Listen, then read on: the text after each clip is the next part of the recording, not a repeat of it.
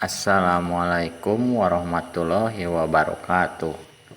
Tepang dangu deui sareng simkuring Mang Oleh dina dongeng Sunda anu mistis, anu sarem tur anu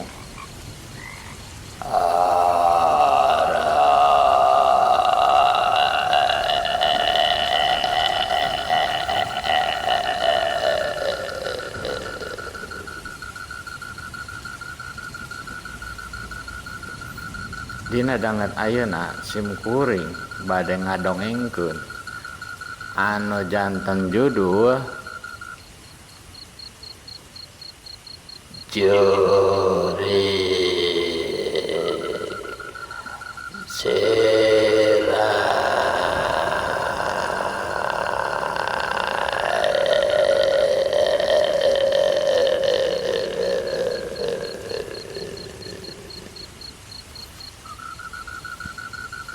Mugi-mugi dongeng dinten ayeuna teh janten panghibur kana kalbu pangbebenah kana manah kanu nuju ngarendepan ka susah. Hayu urang doakeun sasarengan mugi-mugi anjeunna kenging kabogoh anyar ya supados teu nyang kolong teuing kana waktos. Hayu urang dangukeun sasarengan kumaha ieu carita teh sabenarna. Yu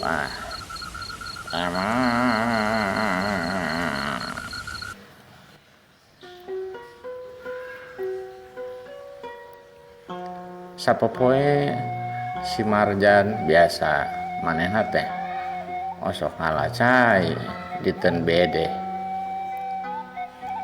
Nya erek teu ngalacai diteun bedeh kumaha atuh? Da diteun manehna mah acan aya kamarcai. Boh kitu oge sumur jang ngalacaina. Kapaksa si Marjan teh anu asalna manehna mah lain ti lembur eta tapi aslina mah ti kota. Kapaksa manehna mentaan cai kateun biedeh.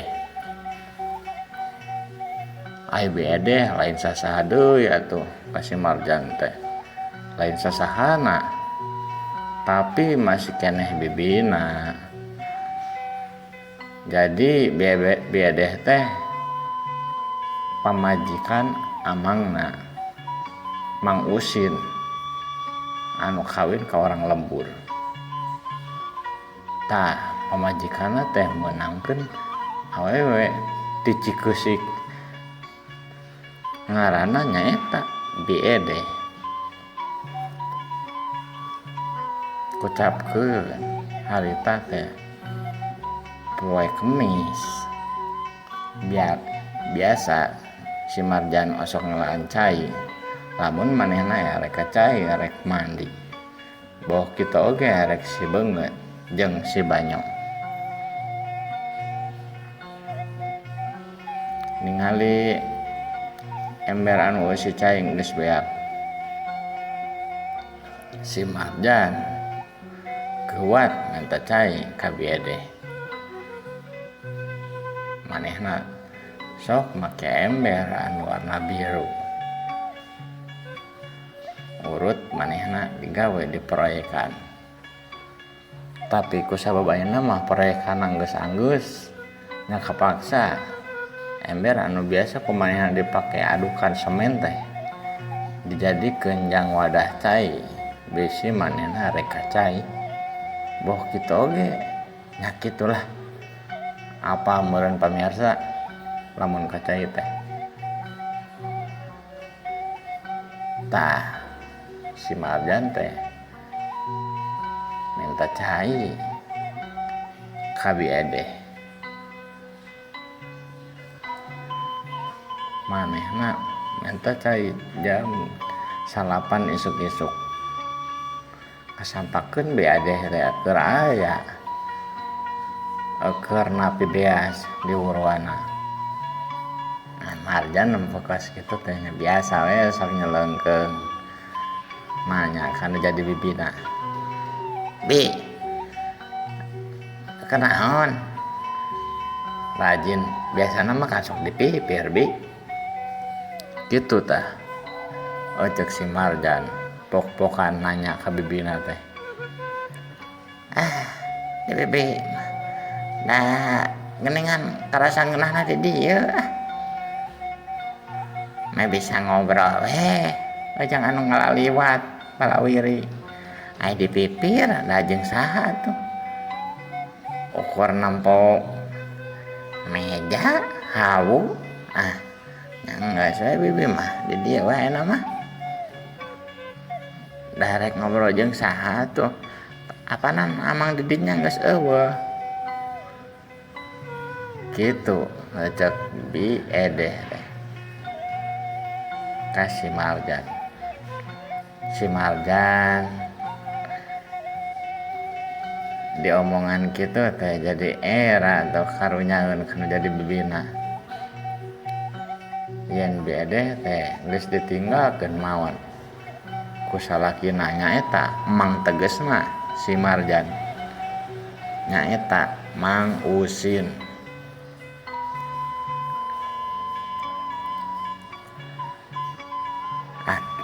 Teu lila deui si Marjan teh geus ngomong we ka bibina rek minta cai ku bibina nya dihempekeun mangga nyandak teh dipipir gitu nya eta teh sumur teh aya dipipireun imah bede henteu di jero sumur teh jadi di luar rada pa jauh ti imah ya sekitar 5 meter mah lah ti pipireun imah teh gawat si Marjan ngasian cai biasa manehna teh rek beberes imah nah erek umbahan gitu umbahan parabot anu aya di imah nu kamari ditinggalkeun ku manehna proyek teh soalna kana rebul kitu cenah cek si Marjan teh dina paniatan hatena teh geus diala cai teh kuat si Marjan teh pamitan indit deui ka bibina be bade ka bumi deui atuh nya moal lami-lami moal tiasa ngajak ngobrol bibi heula lila ya bade beberes ya ngepel jeung ngumbahan itu para buat piring-piring kayak itu lah soalnya kan kamari ditinggalkeun proyek ke kota cek si Marjan si Bi tuluy ngawalor nya sok atuh sing bersih ngajang cek bede teh Marjan tuluy ngaleos ka imahna deui manehna beberes segalana diberesan ku manehna teh ti mimiti piring gelas sendok bawa kitu rak piringna dilapan ku si Marjan kaca tuluy terakhir diempel tah imah teh teu karasa si Marjan teh ngabe beres imah nate geus aya karena genep zaman ngarek teu lila kumaha da manehna mah nyantai aku sabab di imah sorangan teu karasa waktu teh geus jam 3 deui si Marjan nempo ka jam anu ditempelkeun dina tembok bilik manehna bikin sakieu nya poe can salat lohor karena sate si Marjan teh tuh si lila si Marjan teh ini deui nyokot ember di sekalian ngombah emberna tuluy ngeusian deui ini deui balik deui ka teu bede biasa si Marjan teh sasadu Terus gitu geus ngalecai tipteun BED teh Marjan balik deui kuat salat lohor kusabab aya sekitaran 15 atau 20 menitan deui lohor teh bakal beak diganti ku salat asar. Beres salat lohor si Marjan diuk heula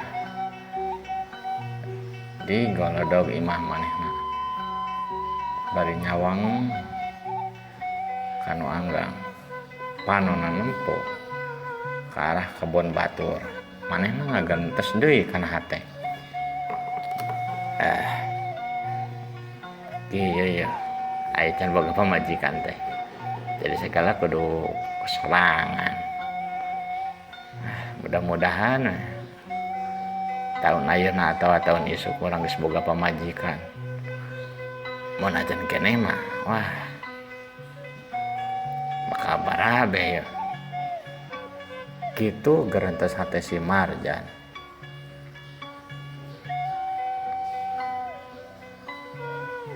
Tekung si Langong asar si Marjan masih keneh boga wudu nah manehna teh salat kamu salat nu deket imah manehna datang kamu salat tuluy salat tahiyatul masjid tekung si Lila pating kurunyung jamaah salat teh da teu loba ngaranna ge di mushola leutik atuh aya paling ge 7-an jeung si Marjan jadi 8-an eta teh encan kahitung jeung anu jadi imamna jadi 8 beres salat asar ngadoa tuluy si Marjan teh ngaleos ti mushola wah waktu teh nyarelek teu karasa di peutingna si Marjan katempok keur gogoleran di jero imahna wah kursi da can boga kursi atuh rek meuli kursi kumaha ada si Marjan pagaweanna ge ukur ngandelkeun tina kulibang menan si Marjan katempo keur ngadengikeun radio hiburanna teh musik-musik dangdut sirahna teh ungut-ungutan bari ngagoler dina bilik imahna teh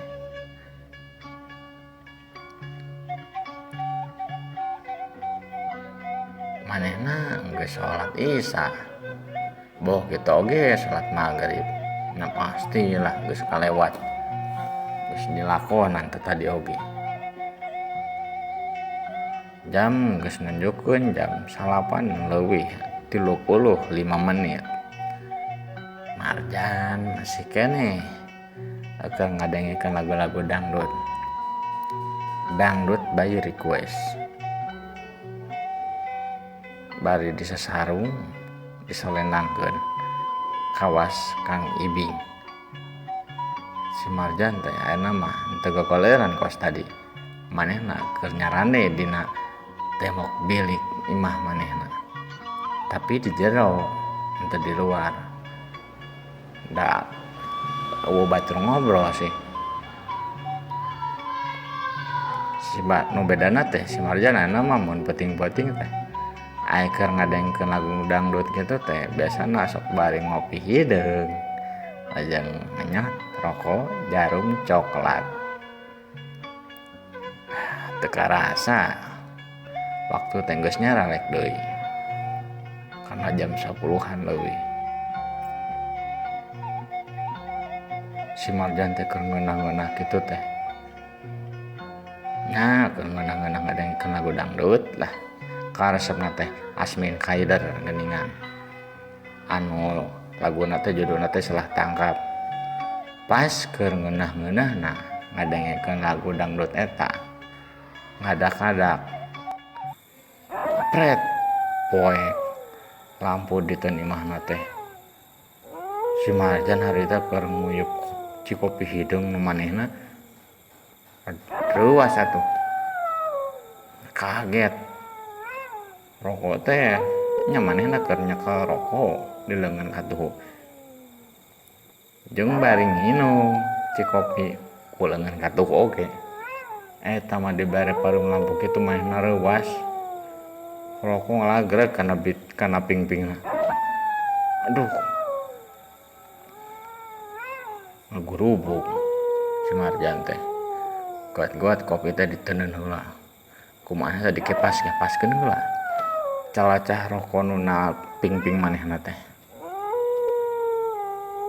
tas katingali jeung karasa leungit nyeri tina calacah rokona teh kadengi aya nu ngagebrug dina para imah manehna bro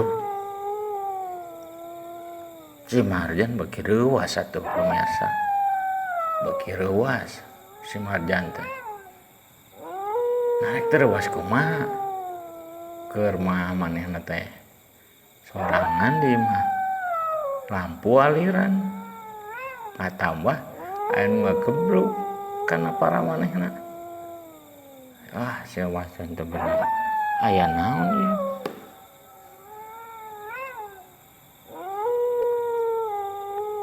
ngadak-ngadak muriding karena bulu punuk si Marjan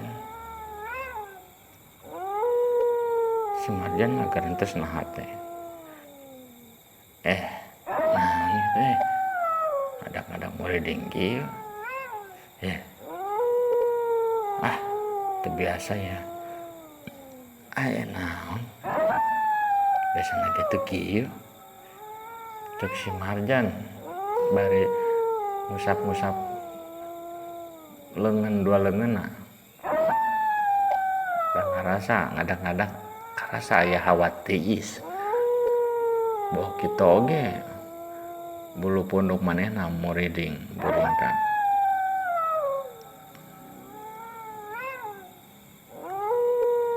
teu kumaha kadenge di nu ngageblug teh bro si Marjan beuki reuwas atuh tuluy ngomong manehna teh rada sopra saya tak nganggo keteng orang mun beurit udah luncat tapi mun lain beurit sok sia adieu kitu pok-pokan si Marjan teh saprak geus ngomong kawas kitu tekung si Lila kaambeuk bau hanyir bangke ku si Marjan soak atuh ngambu bau bangke nu bau pisan kawas kitu teh manehna keur marek cengkat posisi teh karek nyawa anu cingogo geuningan pamirsa cingogo arek cengkat nangtung manehna ngambu kawas kitu keur mapoek aliran tere jam 10 atambah ngadengan ngageblug nu tarati sasarina plus ngambu bau hanyir bangke atuh si Marjan teh beuki reuwas atuh ngesang langsung manehna teh ngoprot muriding beuki hebat karena punduk manehna si Marjan ngagetrawak teh soak pisan si Marjan nah jadi kieu teh saya teh naon dia teh nu ngageblung aduh kitu ceger entes hate si Marjan teh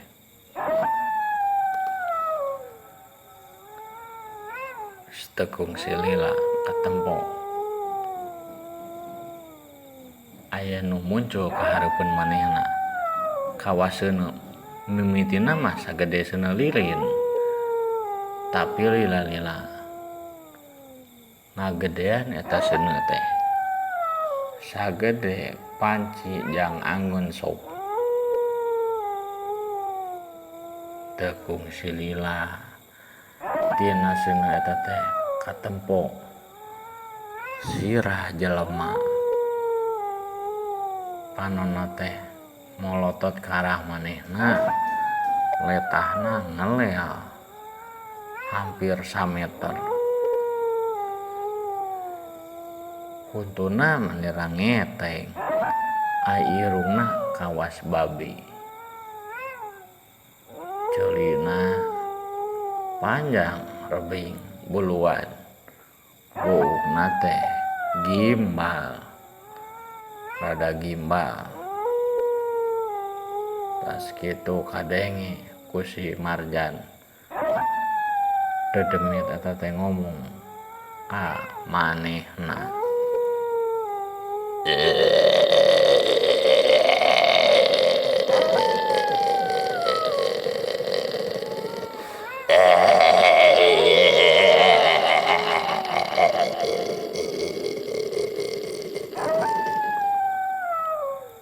Sobras ya.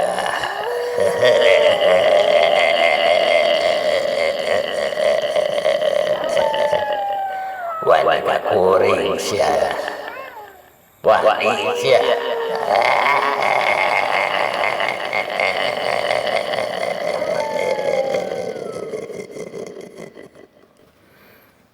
Gitu pok-pokan dedemit jurig sirah anu aya di hareupeun panon si Marjan teh.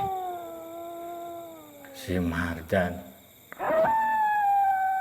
tuluy diuk manehna teh bari mundur ka tukang. Rokok anu tadina dicekel ku leungeun manehna geus teu dipalire ku manehna. Ayeuna pikiran manehna teh ayeuna mah ukur hiji hayang lumpat jeung hayang ngajarowok. Tapi da harita mah dina kajadian eta teh si Marjan teu bisa duanana. Rek lompat kumaha atuh. Da deukeut pisan arahan jarakna jeung siluman sirah eta teh. Ukur 1,5 meter. Poho kitu oge rek ngajorowok kumaha. Jadi teu bisa ngomong ningali kawas kitu teh. Kawas nu berat. Bibir si Marjan teh rek ngajorowok. Marjan ukur bisa aya gaan-gaan hungkul bibirna teh. Teu bentes-bentes acan ningali aya siluman sirah hareupeun manehna.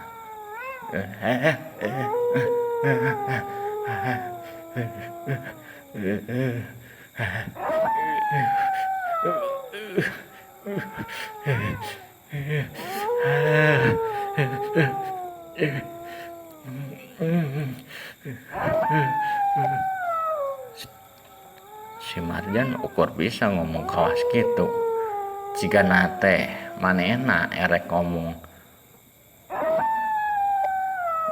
saha maneh jeung rek naon. Tapi dasar bener-bener harita mah kusawab di hareupeun manehna lain jalema nyaeta siluman. Si Marjan bener teu bisa ngomong saucap-ucap acan. Kitu we teu jelas ngomongna teh. Kesang ning ngoprot. Cibruk awak si Marjan. Puriding-puring karasa ku manehna teh. Ojong sieun da rek teu pikasieun kumaha. Jurig sirah nu aya hareupeun manehna teh ngelelna ngecelakeun geuti. Menyak celakan kana imah bilikna si Marjan. Siluman eta teh buki gede sirahna teh. Hurungna ge beuki hurung. Tapi anu ngabedakeunna teh jeung seuneu biasa. Eta hurungna teh teu nyaangan. Tadi ukur di jero imah si Marjan hungkul. jeung teu kabeh ruangan kacaangan kusuna eta. Panonna teh buki gede oge jurig sirah eta teh larila ngadon jadi beureum panon jurig sirah eta. Bari tuluy ngomong deui pok-pokana teh kieu ka si Marjan.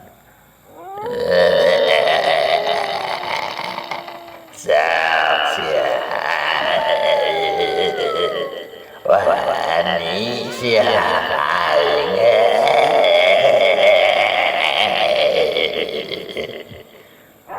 Kitu pok-pokan eta makhluk nu jadi jurig sirah teh si Marjan. Lila-lila mah manehna kapaehan teu inget di bumi alam.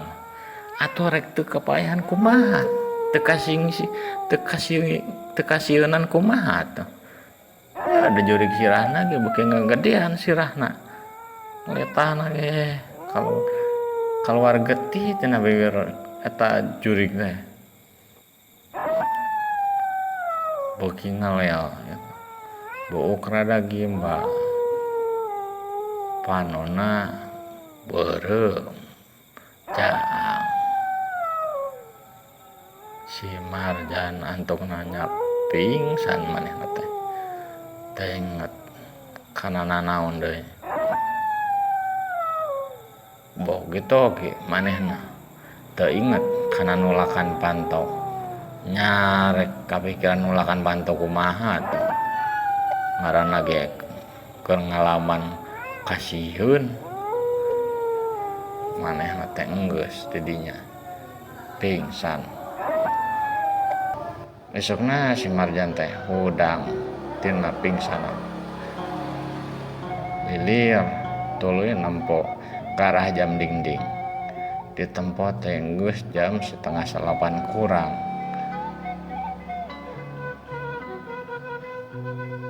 Beres kitu mah si Marjan teh indit ka bibina katen biade.